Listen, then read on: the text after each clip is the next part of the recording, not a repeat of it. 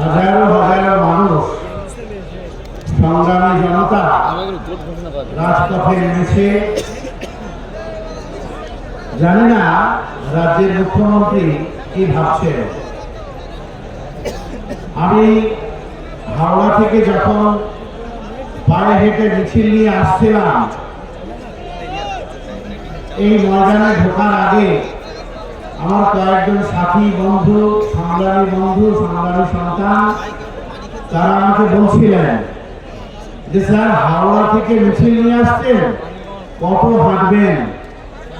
আমি তাকে বললাম যে রাজ্যে একটা ন্যায় সরকার, এই মমতা ব্যানার্জির গুরুদেব, আপনারা অনেকেই জানেন,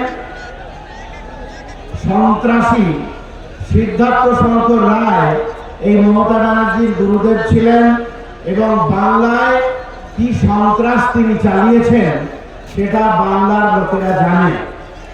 তো সেই সন্ত্রাসের সরকারকে, সেই অন্যায়ের সরকারকে আমরা এভাবে রাজপথে হেঁটেই পরাস্ত করেছিলাম, একটা ন্যায় সরকার প্রতিষ্ঠা করেছিলাম।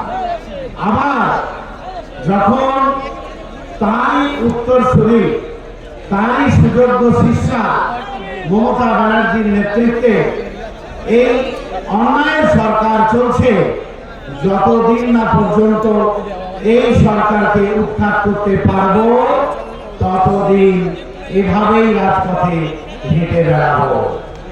সবাই আমরা হেঁটে বেড়াবো আমাদের অধিকার আদায়ের জন্য। আমরা হেঁটে বেড়াবো আপনার মায়ের, আপনার কন্যার অধিকার আদায়ের জন্য। একটু আগে বিশ্বজিৎ বক্তব্য রাখতে গিয়ে বলছিলেন যে শুভেন্দু অধিকারীর কথা, হিন্দু ভাই ভাই। শুভেন্দু অধিকারীর উদ্দেশ্যে বা যারা মনে করেন শুভেন্দু অধিকারীরা ঠিক স্লোগান দিচ্ছেন হিন্দু ভাই ভাই, যদি হিন্দুদের ঐক্য তৈরি হয় তাহলে তো ভাই কারোর আপত্তি থাকার কথা নেই, আমারও কোনো আপত্তি নাই, হিন্দু ভাই ভাই হোক। কিন্তু শুভেন্দু অধিকারী তার কাঁথি শহরে যে পেট্রোল পাম্প আছে, শুভেন্দু অধিকারীর উদ্দেশ্যে বলতে চায়, আপনি হিন্দু ভাই ভাই স্লোগান দিন, আপনার ওই 5 কাউন্টার বিশিষ্ট যে বড় পেট্রোল পাম্পটা আছে, সেই পেট্রোল পাম্পে আপনি একটা বড় ব্যানার লাগান, হিন্দু ভাই ভাই, মুসলমানের তেল নাই। ও মুসলমানের সঙ্গে তেলের ব্যবসা করলো আর হিন্দু ভাই ভাই স্লোগান দেব। শুভেন্দু অধিকারীরা হিন্দু রাষ্ট্রের স্লোগান দিচ্ছে, ভাই কারোর আপত্তি আছে যদি হিন্দু রাষ্ট্র করতে পারো? ভারতবর্ষের মানুষ করতে তোমাদের দেবে না, দেশের মানুষ তো দেবে না, সেটা তো অন্য প্রশ্ন। আমার ব্যক্তিগতভাবে কোনো আপত্তি নেই, কিন্তু শুভেন্দু অধিকারীদের কাছে প্রশ্ন, তোমরা যে হিন্দু রাষ্ট্র গঠন করবে, সেই হিন্দু রাষ্ট্রে কি তোমরা মোদী এই গ্যারান্টি দিতে পারবে? অমিত শাহ এই গ্যারান্টি দিতে পারবে যে মুসলমানরা না হলে টায়ার পাংচার সারিয়ে তারা খাবার জোগাড় করে, তারা আজীবন টায়ার পাংচারই সারিয়ে যাবে? তোমাকে তা নিয়ে ভাবতে হবে না। তুমি যে সরকারে আছো, তুমি গ্যারান্টি দাও আমার প্রত্যেকটা ঘরের হিন্দু সন্তানের কর্মসংস্থানের ব্যবস্থা করতে পারবে? সে গ্যারান্টি তুমি দিতে পারবে না। তুমি গ্যারান্টি দিতে পারবে যদি হিন্দু রাষ্ট্র গঠিত হয়, তাহলে মুসলমান, খ্রিস্ট থেকে আরম্ভ করে আদিবাসী, অন্যান্য জনজাতির যত মানুষ আছে, তারা 7 টাকা মিনিটের চাল কিনে খাবে, আর হিন্দু ঘরের সন্তান, হিন্দু ঘরের বাপ ভাইয়েরা তারা 30 টাকা কেজি চাল কিনে খাবে। এই গ্যারান্টি তুমি দিতে পারবে শুভেন্দু অধিকারী? তবে হিন্দু রাষ্ট্র গঠনের কথা বলো। হিন্দু রাষ্ট্র গঠনের কথা বলছো, হিন্দু ভাই ভাইয়ের কথা বলছো, আমাদের কোনো আপত্তি নেই। আমি ব্যক্তিগতভাবে বাংলার পার্টির চেয়ারম্যান, ব্যক্তিগতভাবে আমরা দায়িত্ব নিয়ে বলছি, আমার মনে হয় এই মুহূর্তে ভারতবর্ষে হাতে গোনা কয়েকটা রাজনীতিকে প্র্যাকটিস করে, যারা ধর্মনিরপেক্ষতা প্র্যাকটিস করে। শুভেন্দু অধিকারীদের উদ্দেশ্যে জানাতে চাই, আরজি করে তিলোত্তমা বিচার পেল না কেন? যদি হিন্দু হিন্দু ভাই ভাই হয়, তাহলে তিলোত্তমার বাবা তো নওশাদ সিদ্দিকীর বংশধর ছিলেন না। তিলোত্তমার বাবা তো আমাদের মাহিউদ্দিনের বংশধর নয়। তিলোত্তমার বাবা তো আমার বংশধর নয়, আমার ধর্মের অনুসারী নয়। তিলোত্তমার বাবা তাহলে কেন বিচার পেল না?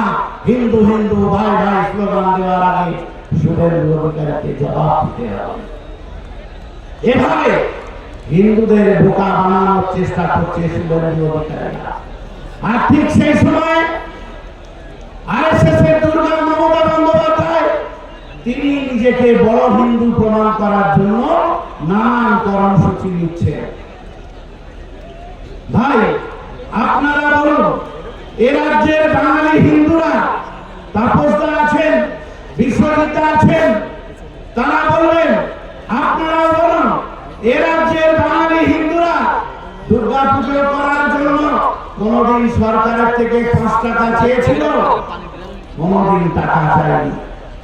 এই বছরে 1,10,000 টাকা করে 44,000 পুজো কমিটিকে টাকা দেওয়া হয়েছে। কেন? এই 1,44,000 পুজো কমিটিকে 1,10,000 করে টাকা দিলে কত টাকা হয়? সেই টাকায় কত শিক্ষা প্রতিষ্ঠান হতে পারত, কত কল কারখানা হতে পারত, কত প্রফেশনাল কলেজ হতে পারত। এগুলো উনি করবেন না। উনি আসলে বোকা বানাচ্ছেন। আমি আপনাদের কাছে আরো দু একটা প্রশ্ন রাখবো। উনি দুর্গা অঙ্গন করেছেন, জানেন তো? সরলেকে দুর্গা অঙ্গন করেছেন, আপনারা জানেন তো? শিলান্যাস করেছেন কয়েকদিন আগে। এত দুর্গা মণ্ডপ রয়েছে, এত দুর্গা মন্দির রয়েছে, সরকারি টাকায়, যেখানে বিজেপিও ভয় পায়। আমাদের সংবিধানে যেহেতু কোনো অপশন নেই যে সরকারি খরচে ধর্ম করা যাবে, সেখানে মমতা বন্দ্যোপাধ্যায় ওসব ভয় পান না। দুর্গা অঙ্গনে শিলান্যাস করেছেন, কেন এত তাড়াহুড়ো করলেন? আপনারা জেনে রাখুন, দুর্গা অঙ্গন যে জমিতে হয়েছে, একরের পর একর জমি, সেই জমি আসলে সরলেকের জমি। আপনারা জানেন ওটা হচ্ছে এসইজেড এর জন্য নেওয়া জমি, অর্থাৎ স্পেশাল ইকোনমিক জোন। অর্থাৎ ওখানে বসবাসের জায়গা ছাড়া সরলেকে কোনো ধর্মালয় তৈরি করা যাবে না। তাই অনেক লড়াই করেও মসজিদ তৈরি করতে পারেনি, ঈদগাহ তৈরি করতে পারেনি। ওখানে উনি দুর্গাঙ্গন তৈরি করলেন। কেন জানেন? ওটা হচ্ছে বিশেষ অর্থনৈতিক অঞ্চল। এই বিশেষ অর্থনৈতিক অঞ্চলে অর্থনৈতিক উন্নয়নের কাজ ছাড়া আর কোনো কাজ করা যাবে না। বোধহয় মমতা ব্যানার্জি ভাবছেন আমার যাওয়ার পালা এসেছে, তাই তাড়াতাড়ি ওটা দুর্গাঙ্গন করে দাও, যাতে অর্থনৈতিক অঞ্চল আর না থাকে। আপনারা জানেন মহাকালের মন্দির, শিলিগুড়িতে মহাকালের মন্দির হয়েছে, সেখানে শিলান্যাস করেছেন। আপনারা জানেন কিনা জানি না, আমি জানানোর জন্য বলছি। এই যে মহাকালের মন্দির যেখানে হবে, সেই জমিটা নেওয়া হয়েছিল এ রাজ্যে বাম সরকারের আমলে। যখন পৌরমন্ত্রী ছিলেন অশোক ভট্টাচার্য, তখন ওখানে শিল্প তৈরি করার জন্য, শিল্প নিগম তৈরি করার জন্য, শিল্প তৈরি করার জন্য ওই জমি নেওয়া হয়েছিল। মমতা ব্যানার্জি চান না এই বাংলার উন্নয়ন, তাই মমতা ব্যানার্জি দেখলেন আমার সরকার চলে গেলে, নওশাদ সিদ্দিকীদের সরকার, জোটের সরকার যদি এসে যায়, তাহলে এই ফাঁকা জমিতে শিল্প হয়ে যাবে, সবার হাতে কাজ এসে যাবে, এসইজেডে সবার হাতে কাজ এসে যাবে। তাই তাড়াতাড়ি ওখানে কিন্তু উনি মহাকালের মন্দিরে শিলান্যাস করে দিলেন। আমি বলতে চাইছি যে দেখুন, এভাবে মমতা বন্দ্যোপাধ্যায় একটার পর একটা মানুষের যে অর্থনৈতিক অধিকার সেই অর্থনৈতিক অধিকারকে কেড়ে নেওয়ার চেষ্টা করছে। আমরা নীরবে দেখছি আর দায়িত্ব নিয়ে বলছি যে ওয়াকফ আইন পাস হওয়ার পরে এই ওয়াকফ আইনের বিরুদ্ধে পশ্চিম বাংলায় কেউ প্রতিবাদ করেননি, এই কথা আমি বলছি। পশ্চিম বাংলায় একমাত্র রাজনৈতিক দল আইএসএফ এবং তার চেয়ারম্যান নওশাদ সিদ্দিকী সাহেবের নেতৃত্বে, আমাদের প্রিয় ছোট ভাইয়ের নেতৃত্বে এই সারা বাংলায় কম বেশি 400-র উপরে মানুষকে সচেতন করার সভা এবং আন্দোলন করা হয়েছে। উনি কলকাতার বুকে গ্রেফতার পর্যন্ত হয়েছেন, সরকার গ্রেফতার পর্যন্ত করেছে। আর তাই মমতা ব্যানার্জি বললেন যে নওশাদ সিদ্দিকী তো লড়াই করছে, তাহলে চলো একটা বার্তা দিই। মুর্শিদাবাদের মতো জেলা, সেখানে গিয়ে মমতা ব্যানার্জি বলে এলেন যে ওয়াকফ সম্পত্তি আমি সুরক্ষিত রাখবো, ওয়াকফ সম্পত্তি নিয়ে কেউ গুলোগুলি করবে না। যদি ওয়াকফ সম্পত্তি নিয়ে কেউ গুলোগুলি করো তাহলে আমি হব তার সবচেয়ে বড় শত্রু। মমতা ব্যানার্জি আমাদের পরামর্শ দিলেন, বাংলার মানুষকে, বাংলার সংখ্যালঘু মুসলমানদের পরামর্শ দিলেন, ওয়াকফ নিয়ে যদি তোমাদের আন্দোলন করতে হয় তাহলে দিল্লিতে গিয়ে আন্দোলন করো। ভালো কথা। আমি এই কথা বলেই আপনাদের শেষ করব। আপনাদেরও শপথ নিতে হবে। সামনের ভোট আসছে, বিধানসভা নির্বাচন আসছে। আমি কোথায় আন্দোলন করব মমতা ব্যানার্জি সেটা ঠিক করে দিতে পারেন না। আপনার আব্বার কবরস্থান কবর চলে যেতে পারে, আপনার আম্মার কবর চলে যেতে পারে, আপনার মসজিদ চলে যেতে পারে, আপনার খানকা চলে যেতে পারে, আপনার ঈদগাহ চলে যেতে পারে। আর আপনি আন্দোলন তো যেখানে চলে যাবে সেই মাটিতেই করবেন। মমতা ব্যানার্জির দলের লোকেরা যখন ভোটের সময় আপনার দরজায় গিয়ে ভোট চাইবে, তখন দরজার সামনে প্ল্যাকার্ড টানিয়ে রাখবেন, দরজার সামনে একটা নোটিশ টানিয়ে রাখবেন, দরজার সামনে লিখে রাখবেন ওয়াকফ আন্দোলন আমরা এখানেই করব। আর তোমাদের যদি ভোট চাইবার দরকার হয় তাহলে তোমরা দিল্লি চলে যাও, দিল্লি চলে গিয়ে ভোট চাও। ভাই মনে আছে তো 2 বছর আগের ঘটনা মনে আছে তো? আমরা রানী রাসমণি রোডে সভা করছিলাম, তাই না? রানী রাসমণি 2-3 বছর আগে রানী রাসমণি রোডে সভা করছিলাম। তো রানী রাসমণি রোডের সভা থেকে আমাদের পার্টির চেয়ারম্যান সহ মোট 88 জনকে গ্রেফতার করে নিয়ে যায়। পুলিশ নৃশংস আচরণ করে, রাষ্ট্রশক্তি নৃশংস আচরণ করেছিল আপনাদের সঙ্গে। আপনারা সেদিন ভুলে গেছেন? আপনাদের নিশ্চয়ই মনে আছে, নিশ্চয়ই মনে আছে। গত 2 বছর আমরা যাতে সভা না করতে পারি, তাই গত বছরের আগের বছর অর্থাৎ 2 বছর আগে বলল নেতাজি ইন্ডোর স্টেডিয়ামে হাতে গোনা 50 জনকে নিয়ে জনসভা করো। আমরা অদ্ভুত হয়ে লক্ষ্য করলাম, আমাদের পার্টির চেয়ারম্যান তিনি শৃঙ্খলার কথা বলেন, আর তাই 50 জনকে নিয়ে আমরা কিন্তু সভা করেছিলাম। আপনারা ভুলে যাননি তো?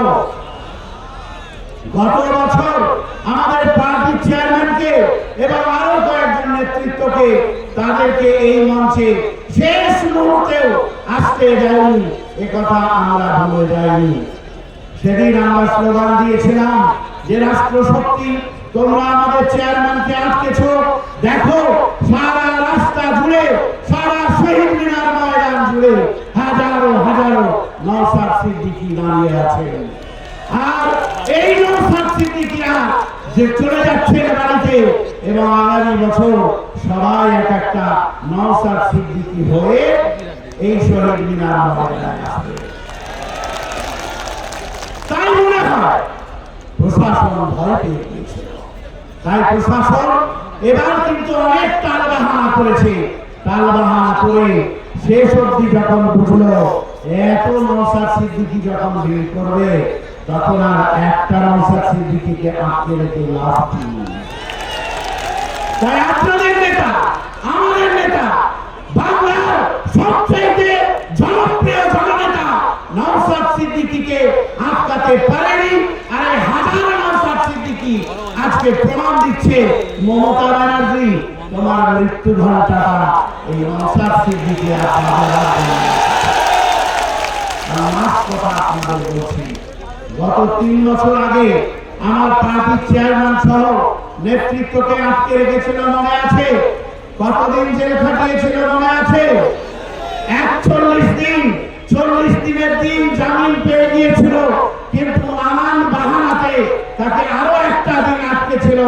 42তম দিনে ছেড়ে দেওয়া হয়েছিল, মনে আছে আপনাদের? কতদিন জেল খেটেছে ভাই? 41 দিন। আর আমি এখান থেকে একটা আহ্বান রেখে আমার বক্তব্য শেষ করতে চাইছি। সামনে 26-এ ইলেকশন।